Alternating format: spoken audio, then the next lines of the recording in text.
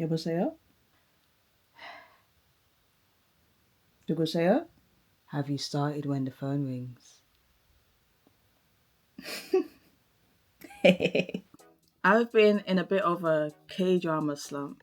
I was like, there's no drama that was really given after Love Next Door. But also, I feel like you can always tell a good K-drama from the trailer. And when I saw the promotional images for When the Phone Rings, I was like, this one here, I'm gonna have to wait until it finishes airing before I start watching it.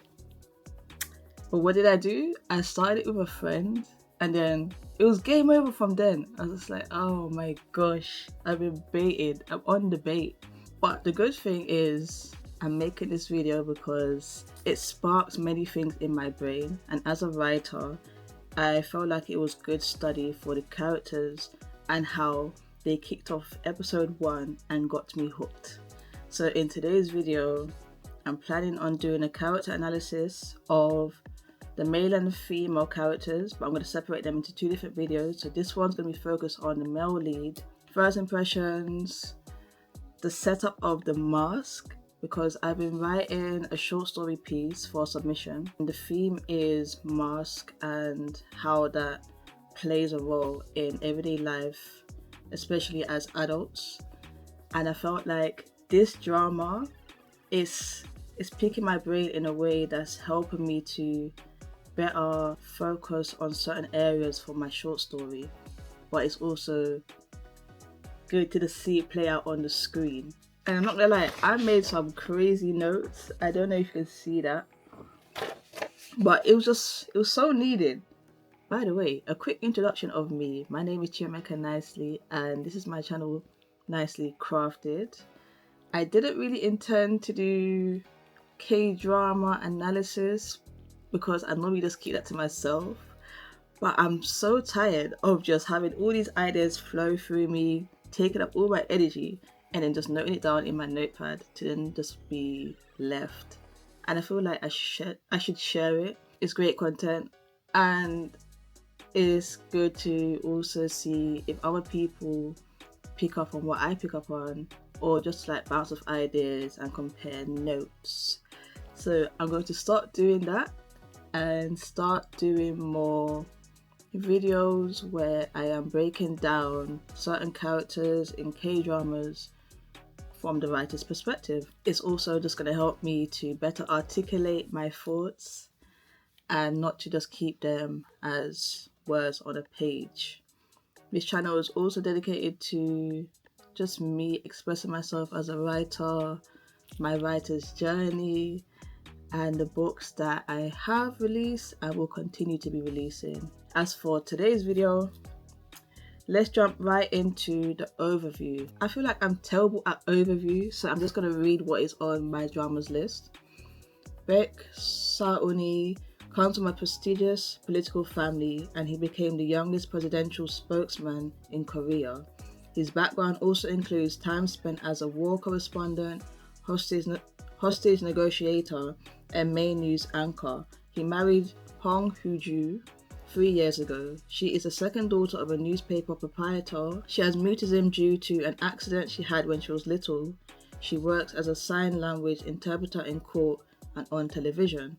Sauni and Hoo-ju got married largely due to convenience. For the past 3 years of their marriage, they have lived under the same roof as strangers.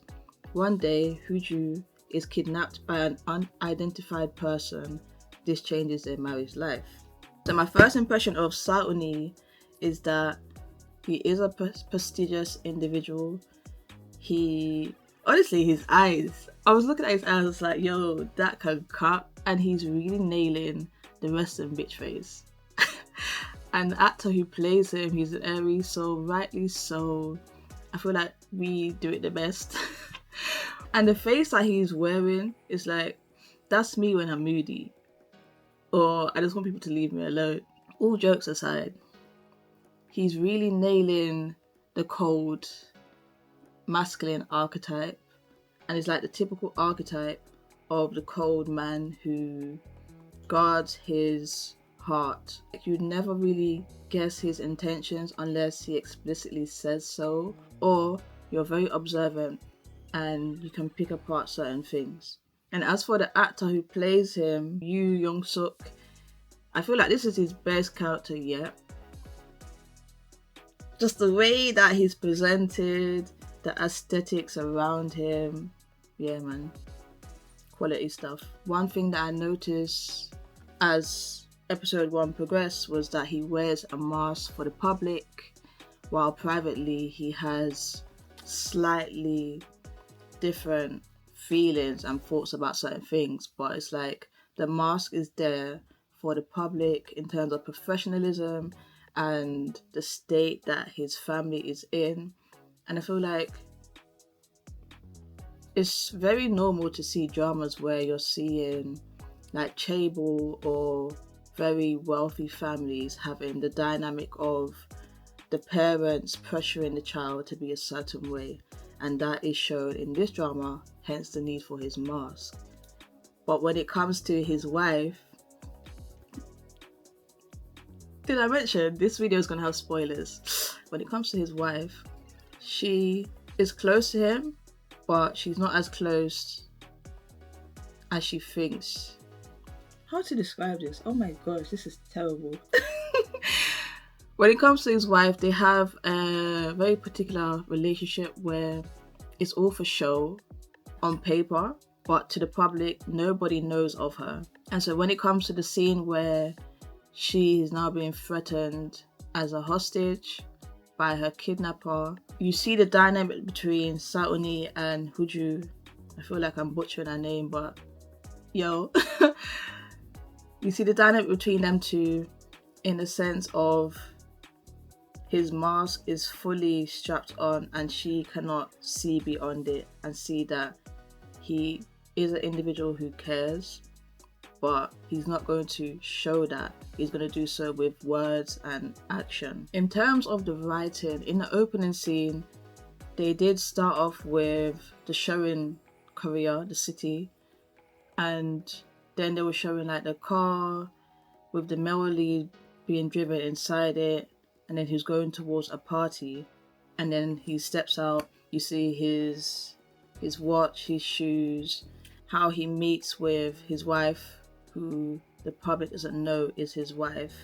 I felt like the opening scene, like the first 10-15 minutes, was a little bit boring for me, and I was low-key itching for a distraction. But then about like 20, maybe 30 minutes into it, they ramped it up because the pacing was slow for a bit, and then it just shot up with a dynamic scene of the wife now being held hostage in her own car, where the kidnapper has taken control of her car with his phone. And that's when my eyes started popping. I was just like, wait, what's happening here?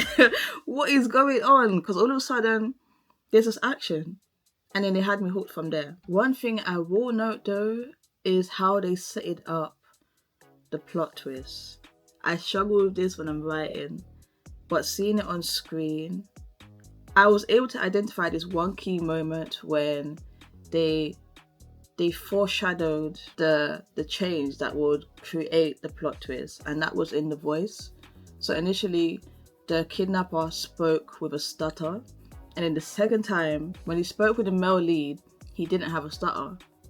So that raised a flag in my brain. But then it wasn't until later on when they revealed that the female lead had now taken over this kidnapping hostage situation. I was just like, whoa, they did that. They really did that. I was thinking to myself, so can she not speak? Even though there was a scene prior when the mother noted that she has mutiny, but that went over my head because I didn't know what it was and I didn't really pay attention to it. From episode 1, certain questions did pop up in my mind, because with characters, they've always got to have some kind of desire and a path that would lead them to it. With Saturni, I didn't really pick up on it, so I did wonder, what is his desire and what are the conflicts that would like stop him from achieving that desire? But also, why was there a need for the mask? Was it just because of the family or his profession as a spokesperson? And then as I progressively started to watch episode 2, 3, and 4, it became very more apparent that he's conflicted inside. And when it comes to understanding the mask on like a psychological perspective, to me, it was like the mask was there to protect those around him, especially his wife, who didn't know that she was actually being protected by him because of the circumstance under which they had to develop a union of marriage. And she has her own trauma, which we will get into in a different video. But it was just very interesting to see how he has that internal conflict. He has to have disguise for the public, for social interactions, because he is in a position where people can easily threaten him.